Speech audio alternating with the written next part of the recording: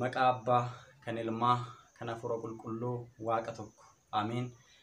Kabajamtootaa fi jaalatamtoota maatiiwwan Waaqayyoo ijoolleen Tawaahidoo biyya keessas alas kan jirtan hordoftoonni chaanaalii Dhangaa Lubbuu Miidiyaa bakkaa fi lafa jirtanitti nageenyi Waaqayyoo araarsummaan giiftii keenya dubaroo maaram isiniif haa baay'atu. Akkam jirtu akkam yeroo kana geessanii galanni filfinni Waaqayyoodhaaf haa ta'u ani nagaa kooti.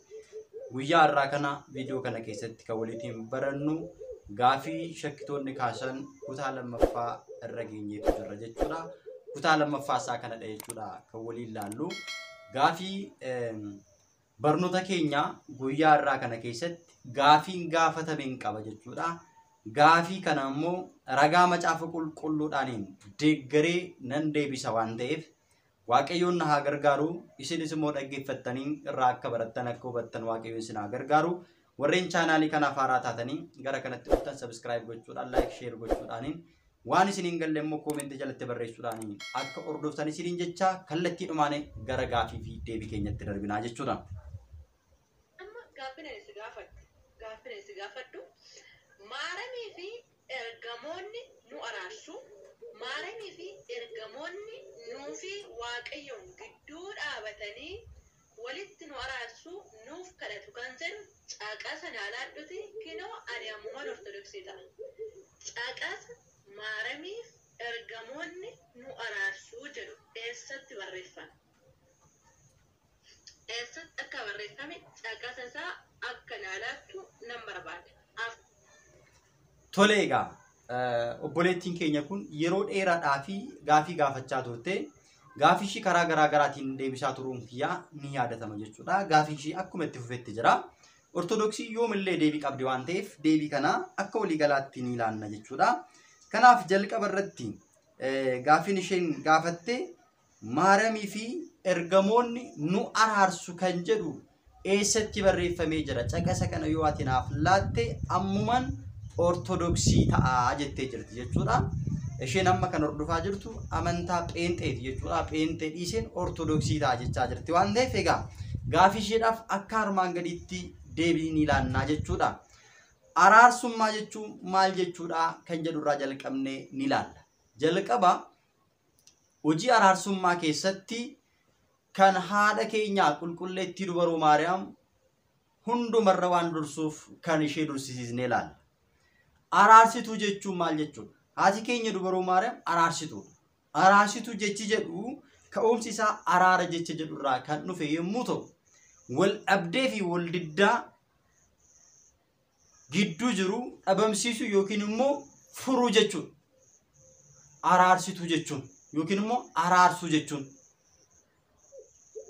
Araarsitoota jechi jedhu immoo namoonni cubbuu hojjetanitti badii fi balleessaa raawwatanitti gaabbanii Waaqayyo dhiifama akka isaaniidhaaf godhu waadaa isaaniif galameen qulqulloonni akka araarsaniif Waaqayyoon yoo kadhatan Waaqayyo immoo waadaa isaanii galame kanaaf jedhee namootaaf cubbuu isaanii dhiisuu ni danda'a. Eenyuuf jedhee? Qulqullootaadhaaf jedhee. Kana immoo ragaa macaafa qulqulluu keessaatii bal'inaatiin kan laallu ta'a jechuudha. Araarsummaa ergamootaa fi qulqulloota kamiyyuu dursuudhaan araarsummaan giiftii keenya dubaroo Maariyaam kiristaanota hunduma biratti ni abdatama. Sababiin isaa maaliif yoo jenne Kiristoos mataa mana kiristaanaa akkuma ta'ee giiftiin keenya dubaroo Maariyaam immoo fayyisaa addunyaa kan ta'e gooftaa keenya Yesuus Kiristoosiin kan nuuf argamsiiste haadha ifaa waan taateef foon inni uffate lubbuun inni fudhate mul'ate eessaayyuu kan dhufe osoo hin taane kan haadha keenya giiftii keenya dubaroo Maariyaamiiti. Hojii fayyisuu ilma namaa keessatti iddoo olaanaa kan qabdu giiftii keenya dubaroo Maariyaamidha. Sababiin isaa raajichi Isaayyaas akkuma dubbate boqonnaa 6 irratti ergamoonni Waaqayyoo fuula Waaqayyoo dhaabbachuu kan hin dandeenye koochoo jaa kan qaban lamaatiin fuula isaanii golgatanii lamaatiin immoo balali'anii lama immoo walitti rukutanii Waaqayyo gooftaan inni hunduma danda'u qulqulluudha jedhanii fuula isaa keessa ilaaluu kan hin dandeenye golgatanii Waaqayyoon uumaa isaaniidhaaf galata kan dhiyeessan. Giiftiin keenya dubaruun Maariyaam garuu gadameessa isheetti baatte. Gammoojjii biyya Gibxiitti fudhattee godaante. Laga ceete gammoojjii wajjiniin qaxxaamurte. Tulluu wajjin qaarite. Wajjin boosse wajjin naate. Hunda wajjin taatee akka isheen isa guddiftee beekama. Kanammoo jalqabuma irratti kakuu haaraa keessatti wangeela Maatiyoos boqonnaa 2:13 kaasnee gaafa dubbisu rakkoo fi gidiraaf dhiphina wajjin arguu ishee kana qulqulluun Maatiyoos dursee barreesse. Gadadoo fi dhiphina isheen fudhatte kanammoo Yohaannis macaafa qulqulluu keessatti mul'ata isaa boqonnaa 12 irraa kaanee gaafa dubbisu bal'inaatiin macaafa qulqulluu kana keessatti barreessitu jira jechuudha. Egaati dubbiin sagalee Waaqayyoo macaafa qulqulluu keessatti dubbatame kun akkasumaan kan dubbatame osoo hin taane gooftaan keenya qorichi keenya Yesuus Kiristoos jechi kun yatakittiin darbuudha mannaati sabii fi lafti kun darbuu wayya jedhee akkuma dubbate ergamaan Waaqayyoo qulqulluu Gabreeliin yaa Maariyaam Waaqayyo fuulduratti suuraa argattee itti hin sodaatin jedhee tooyi kabajaan misraachoo itti meera. Wangeela Luqaas boqonnaa 1:36 irraa kaasnee gaafa dubbisu. Suuraan kan jedhamu kun kabaja ulfina kennaa argattee taa'een. Macaafa qulqulluu keessatti gaafa laallu Waaqayyo Abrahaamitti yemmuu mul'atee ture. Abrahaam akkana jedhee Waaqayyoon gaafii gaafatee ture. Fuula kee fuulduratti suuraa argadheera yoo ta'e ana biran darbini gara mana kootti seenii jedheen. Fuula kee fuulduratti kabaja argadheera yoo ta'e fuula kee fuulduratti ulfina argadheera yoo ta'e gara mana garbicha keetti seenii jedheen. Waaqayyos Abrahaam fuula Waaqayyoo fuulduratti araara fuula Waaqayyoo fuulduratti kabaja ulfina argachuusaa ibsuudhaaf namoonni hundumtuu akka barataniif beekaniif ulfinni Waaqayyoo kun immoo mana Abrahaamitti akka inni mul'atuuf mana Abrahaamiin seenira Sillaaseen. Waan maal ta'eef ulfina kabaja suuraa waan argateef Abrahaam fuula Waaqayyootti. Giiftiin keenya dubaroon Maariyaamis kabajaaf ulfina argachuu ishee irraa kan ka'e teessuma Waaqayyoo taatetti. Ji'a 9 fi guyyaa 5 Waaqayyoo gooftaan inni hunda danda'u samii fi addunyaan kun kan isa murteessuu hin dandeenye gadameessa dubaroo Maariyaam keessatti murtaa'e. Gadameessa dubaroo Maariyaam keessa bulee. Kun iccitii guddaa. Suuraa Abrahaam fuula Waaqayyoo fuulduratti argateen gaafii inni Waaqayyoon gaafateen deebiin Abrahaamidhaaf deebi'e kanatti kanaanee jiru. Seera uumamaa boqonnaa 18 lakkoofsa 16 irraa kaasnee gaafa dubbisnu Abrahaamii fi Waaqayyoon waliin dubbachuu isaanii yookiin waliin haasa'uu isaanii ifatti kan arginu. Abrahaam saba guddaa saba jabaas ni ta'a. Sabni biyya lafaarraa hundinuu sababii isaatiif ni eebbifamu. Ani Abrahaam beekee fo'adheera. Amma sani Waaqayyo isa kan Abrahaam abdachiise akka raawwadhuufitti inni ijoollee isaa namoota mana isaa wanta qajeelaa wanta dhugaa ta'e hojjechuudhaan karaa ana Waaqayyo akka eeganiif isaan abboome isa irraa ni jira jedhe erga dubbatee booda warri Sodoomiif Gomoraa sababa isaan cubbuu hojjetaniif Waaqayyoon akka isaan hin balleessineef Abrahaam duraan dursee Waaqayyoon kadhateera. warra cubbuu hojjetan warra Soodom fi Gomoraa fi Waaqayyoon walitti araarsuudhaaf gidduu isaanii galee ture. Abbaa firdii kan ta'e Waaqayyo Gooftaan firdii isaa sana akka inni irraa kaasuuf sabni sun qajeeltotti akka isaan jiraataniif akka ittiin dheekkamneef akka dhiisuuf gaafatee ture. Waaqayyo deebisee mandarittii Soodom keessatti namoota qajeeloo 50 yoon argadhe isaaniif jedhee guutummaa sana nan dhiisaaf jedhee. Yaa Waaqayyo Gooftaa jedhee Abrahaam. Soodom fi Gomoraa keessa namoonni qajeeloo ta'an qulqulloo ta'an 50 osoo jiraatanii isaaniidhaaf jettee dheekkamsa yaadde kanan dhiistu jedhee gaafate. Waaqayyos namoonni qulqulluu fi qajeeloo ta'an 50 biyya kana keessatti ni argamu taanan cubbuu isaanii nan dhiisaaf jedhe. Yakka isaaniif nan dhiisaa jedhe. Innis deebisee 40 yoo argaman yoo dhe nan dhiisaa jedhe. 30 yoo argaman yoo dhe nan dhiisaa jedhe. 20 yoo argaman yoo dhe nan dhiisaa. 10 yoo argaman yoo nan dhiisaa.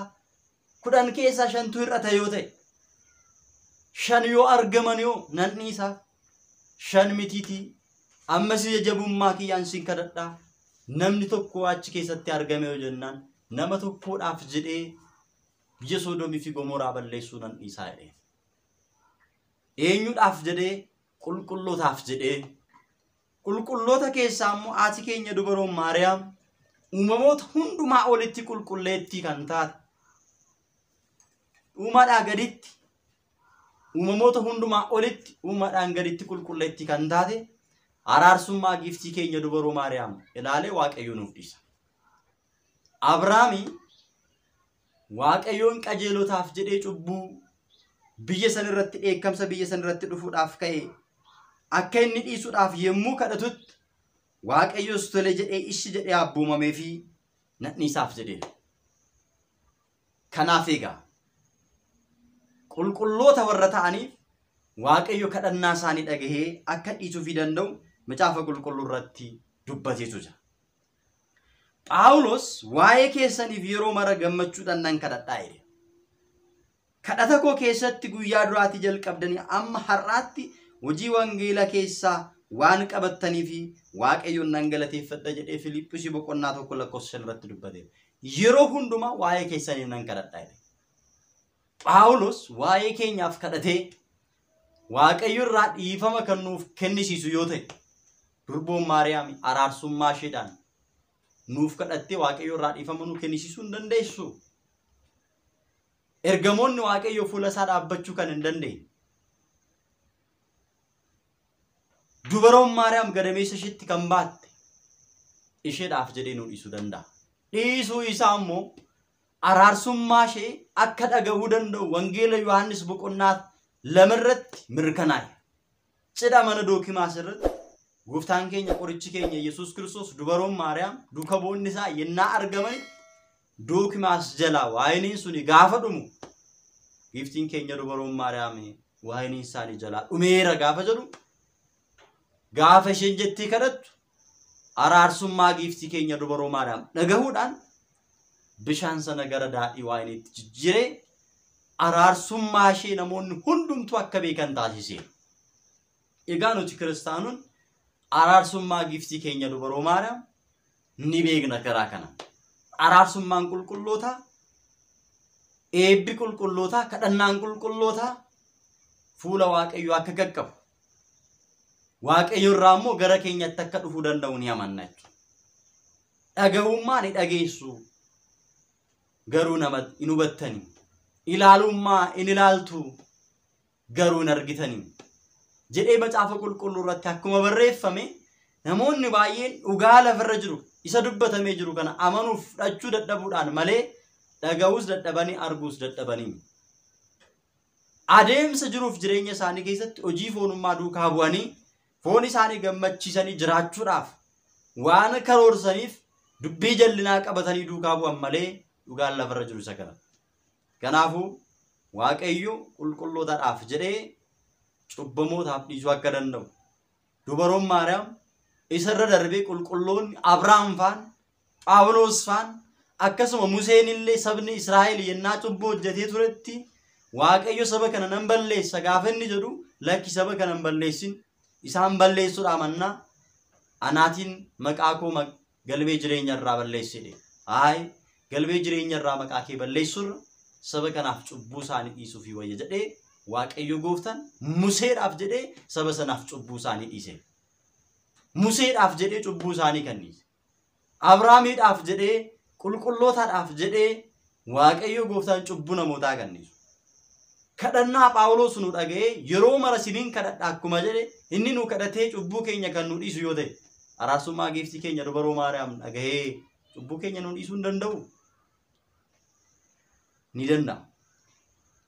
Faarfannaa Daawit irratti faaruu 44 lakkoofsa 9 irratti mootittiin uffata warqee uffattee mirga gooftaanii dhaabbattee mirga gooftaanii dhaabbattee dubbate. Ni dhaabbatti jechuun maal jechuudha yoo jennu ni araarsiti jechuudha. Wangeela Luqaas boqonnaa 1:19 irratti ani Gabreelidha fuula Waaqayyoo fuuldura kanan dhaabbadhu. Fuula Waaqayyoo maaliidhaaf dhaabbata? Araarsuudhaaf. Ergamoon kadhannaa namootaa gara Waaqayyootti eebbammoo Waaqayyoo irraa gara namaatti kan fidan waan ta'eef. Kanaaf dubaroon Maariyaamis ergamoonnis ni araarsuu ni danda'u. Kadhannaa namootaa fuula Waaqayyootti ol geessuu ni danda'u. Kanaaf immoo ragaa kan nuuf ta'uu danda'u. Ergamoonni kadhannaa namootaa akka fuula Waaqayyootti dhiyeessan Waaqayyos kadhannaa isaanii kan akka isaaniif fudhachuu danda'u. Macaafa qulqulluu irratti dubbateera. Yeroo olichi mallattoo torbaffaa banetti immoo bantii Waaqaa keessatti akka walakkaa sa'aatiidhaa fi gaabbitu ture. Kana booddee ergamoota torba warra fuula Waaqayyoo dura dhaabbatan nan arge. Isaaniifis malakanni torbanii kennameef. Ergamaan Waaqayyoo kan biraa tokkos qodaa ixaanni itti aarsan isa warqee irraa hojjetame baatee dhufe. Iddoo aarsaa sana dhaabbatee iddoo aarsaa warqee irraa hojjetame sanatti teessicha fuula dura sana irratti kadhata warra Waaqayyoodhaaf qulqullaa'anii hunduma wajjin akka inni dhiyeessuuf ixaanni baay'een ergamichatti ni kenname. Aarri ixaanichaas kadhata warra Waaqayyoodhaaf qulqullaa'anii wajjin harka ergamaa sana keessaa gara fuula Waaqayyootti ol ka'ee yommus ergamichi qodaa ixaanni itti aarsan sana fuudhee iddoo aarsaa sanis ibidda itti guutee lafatti ni darbateedha. Maaliif? Deebii deebiseef warra lafarra jiraniif. Kadhannaan namootaa fuula Waaqayyoo qaqqabeera.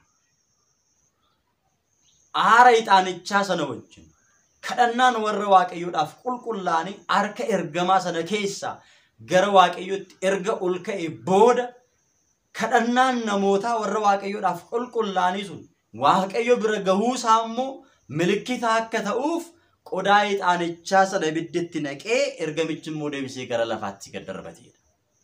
Dhagaan adda biraa kanarra barbaachisu hin jiru. Namni gurra qabu isa dubbiin Waaqayyo isaan jedhu haa dhaga'u jedha. Isa sagaleen Waaqayyo isaan jedhu haa dhaga'uudha macaafni qulqulluun. Lakkan hin dhaga'u dubbii kana hin barbaadu kan jedhamu gatii hojii isaa firdii isaa argata waan ta'eef. Macaafa fakkeenyaa boqonnaa 16 lakkoofsa 4 irratti Waaqayyo waan hundumaa waan uumeef qabaadha. Jalloota iyyuu guyyaa firdiitiif uumeedha. Dubbii sagalee Waaqayyo kan jallisan. Seera Waaqayyo irra darbanii namoonni akka isarra darban kan taasisan. Ofii isaanii Waaqayyoon gananii warri kaanis Waaqayyoon akka ganan kan deeggaran gatii hojii isaanii argatu. Guyyaa firdiitti argatu jedhee kaaya. Kanaafuu ergamoonnis dubaroo Maariyaamis qulqulloonnis akka araarsuu danda'an kadhannaa namootaa gara Waaqayyootti akka dhiyeessan eebba Waaqayyoo irraa immoo gara namootaatti akka fidan kutaa macaafa qulqulluu kanaatiin ni hubanna jechuudha. Waaqayyo gooftaan laphee ittiin hubannu gurra ittiin dhaggeeffannu hunduma keenyaaf nu kenne jecha dubbii isaa dhageenye biyya lafaa irratti faarsisoota maqaasaa samii irratti immoo dhaaltota mootummaa isaa akka ta'an Waaqayyoon nu gargaaru. Qophii keenya kan biraan hanga walitti deebinutti nagaan tura. Wasbaata Egzaabeer.